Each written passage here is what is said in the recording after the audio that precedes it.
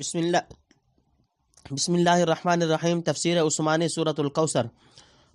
قل یا ایھا الکافرون، تو کہہ اے منکرو، نمبر 1، لا اعبد ما تعبدون، میں نہیں پوجتا جس کو تم پوجتے ہو، ولا انتم عابدون ما اعبد، اور نہ تم پوجو جس کو میں پوجوں، نمبر 2، ولا انا عابد ما عبدتم، اور نہ مجھ کو پوجنا ہے اس کا جس کو تم نے پوجا، ولا انتم عابدون ما اعبد، اور نہ تم کو پوجنا ہے اس کا جس کو میں پوجوں، نمبر 3، لکم دینکم ولی دین، تم کو تمہاری راہ اور مجھ کو میری راہ، نمبر 4۔ تفسیر نمبر 1، کفار قریش کی ایک پیشکش اور اس کا جواب۔ چند رؤسائے قریش نے کہا کہ اے محمد صلی اللہ علیہ وسلم، آؤ ہم تم صلح کر لیں، 1 سال تک آپ صلی اللہ علیہ وسلم ہمارے معبودوں کی پرستش کیا کریں، پھر دوسرے سال ہم آپ کے معبودوں کو پوجیں، اس طرح دونوں فریق کو ہر ایک کے دین سے کچھ نہ کچھ حصہ مل جائے گا۔ آپ صلی اللہ علیہ وسلم نے فرمایا کہ خدا کی پناہ، میں اس کے ساتھ ایک لمحے کے لیے بھی کسی کو شریک ٹھہراؤں۔ کہنے لگے، اچھا تم ہمارے معبودوں کو مان لو، ان کی مذمت نہ کرو، ہم تمہاری تصدیق کریں گے اور تمہارے معبودوں کو پوجیں گے۔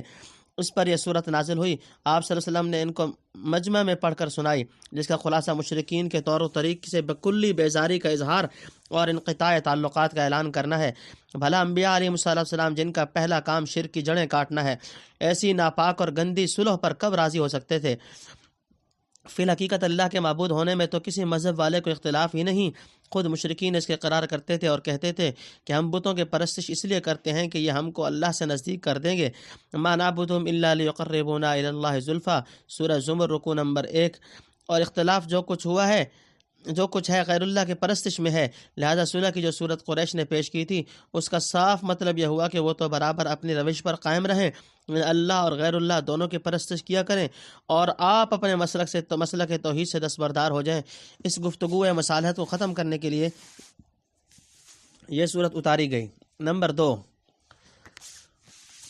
میں تمہارے خداؤں کو نہیں پوجتا، یعنی خدا کے سوا جو معبود تم نے بنا رکھے میں فی الحال ان کو نہیں پوج رہا، اور نہ تم اس احد و صمد خدا کو بلا شرکت غیر پوجتے ہو جس کی میں عبادت کرتا ہوں۔ نمبر 3، یعنی آئندہ بھی تمہارے معبودوں کو کبھی پوجنے والا نہیں، نہ تم میرے معبود واحد کی بلا شرکت غیر پرستش کرنے والے ہو۔ مطلب یہ ہے کہ میں موحد ہو کر شرک نہیں کر سکتا، نہ اب نہ آئندہ، اور تم مشرک ہو کر موحد قرار نہیں دے جا سکتے، نہ اب نہ آئندہ۔ اس تقریر کے موافق آیتوں میں تکرار نہیں رہی۔ اس آیت میں تکرار کی توضیح۔ تنبیہ، بعض علماء نے یہاں تکرار کو تاکید پر حمل کیا ہے، اور بعض نے پہلے 2 جملوں میں حال و استقبال کی نفی اور اخیر کے 2 جملوں میں ماضی کی نفی مراد لی ہے، کما صرح بہ الزمخشری، اور بعض نے پہلے جملوں میں حال کا اور اخیر کے جملوں میں استقبال کا ارادہ کیا ہے، کما یظہر من الترجمہ، لیکن بعض محققین نے پہلے 2 جملوں میں ما کو موصولہ اور دوسرے 2 جملوں میں ما کو مصدریہ لے کر یوں تقریر کی ہے کہ میرے اور تمہارے درمیان معبود میں اشتراک ہے، نہ طریق عبادت میں۔ تم بتوں کو پوجتے ہو، میرے معبود نہیں، میں اس کو پوجتا ہوں جس کی شان و صفت میں خود کوئی شریک نہیں نہ ہو سکے، ایسا خدا تمہارا معبود نہیں۔ اعلیٰ ھذا القیاس، جس طرح عبادت کرتے ہو، مثلا ننگے ہو کر کعبہ کے گرد ناچنے لگے یا ذکر اللہ کی جگہ سیٹیاں تالیاں بجانے لگے، میں اس طرح کی عبادت کرنے والا نہیں ہوں، اور میں جس شان سے اللہ کی عبادت بجا لاتا ہوں تم کو اس کی توفیق نہیں، لہٰذا میرا اور تمہارا راستہ بالکل الگ الگ ہے۔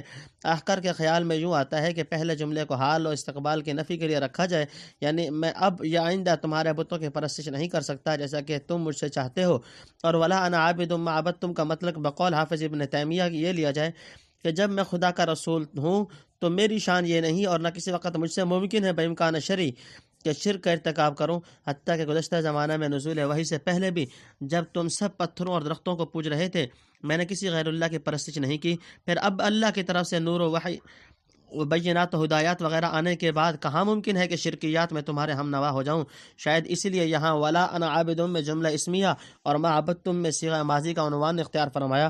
رہا کفار کا حال، اس کا بیان دونوں مرتبہ ایک ہی عنوان سے فرمایا، ولا انتم عابدون ما اعبد، یعنی تم لوگ تو اپنی سوء استعداد اور انتہائی بدبختی سے اس لائق نہیں کہ کسی وقت اور کسی حال میں خدا واحد کی بلا شرکت غیر پرستش کرنے والے بنو، حتیٰ کہ عین گفتگو صلح کے وقت بھی شرک کا دم چھلا ساتھ لگائے رکھتے ہو۔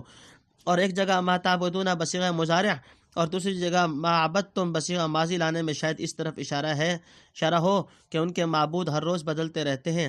جو چیز عجیب سے نظر آئے یا کوئی خوبصورت سا پتھر نظر پڑا اس کو اٹھا کر معبود بنا لیا اور پہلے کو رخصت کیا۔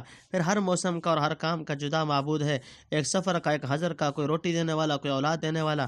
وقس علی ہذا، حافظ شمس الدین ابن قیم نے بدائع الفوائد میں اس صورت کے لطائف و مزایا پر بہت نفیس کلام کیا ہے۔ جس کو معرفہ قرآنی کا شوق ہو اس کا ضرور مطالعہ کرنا چاہیے۔ نمبر 4، تمہارا اور میرا دین الگ الگ ہے۔ حضرت شاہ صاحب رحمۃ اللہ علیہ لکھتے ہیں، یعنی تم نے ضد باندھی، اب سمجھانا کیا فائدہ کرے گا جب تک اللہ فیصلہ کرے۔ اب ہم تم سے بکلی بیزار ہو کر اسی فیصلہ کے منتظر ہیں، اور جو دین قویم اللہ نے ہم کو مرحمت فرمایا ہے اس پر نہایت خوش ہیں۔ تم نے اپنے لیے بدبختی سے جو روش پسند کی وہ تمہیں مبارک رہے، ہر ایک فریق کو اس کی راہ و روش کا نتیجہ مل کر رہے گا۔ سورت اپنے اختتام کو پہنچی۔